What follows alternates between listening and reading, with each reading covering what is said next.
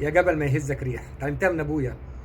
هجوم الاخوان عليا والتلميحات الخبيثه بتاع زوبع وبتاع هيثم ابو خليل وبتاع طارق الزمر والكلام ده لن تؤثر فيا. رئيس مصر 2024، ورئيس جاي عن طريق مصر مش عن طريق تل ابيب زي ما بيقولوا.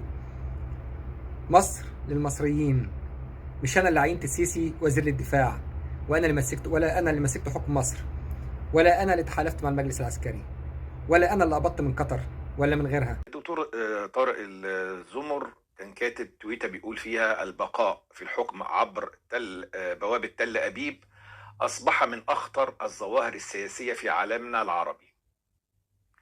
فرد عليه الدكتور حمزة زوبع، وركز معايا، بيقول له إيه؟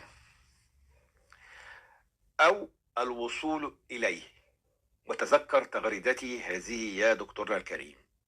أو الوصول إليه وتذكر تغريدتي هذه يا دكتورنا الكريم. وكأن الدكتور حمزة زوبع شاف حاجة أو لمس حاجة أو حس بحاجة في عملية تعليب أو تجهيز رئيس مصر القادم، اللي هو برضه هيجي عبر تل أبيب. ومن هنا بدعو الدكتور العزيز حمزة زوبع ان هو يفصح شويه، ان هو بيتكلم عن حاجه للتاريخ وتذكر هذه التغريده، يعني بيتكلم عن حاجه هو شايفها واحنا شايفينها، بس احنا في الاخر بنتكلم مع حضراتكم يعني بالتدريج واحنا شايفينها.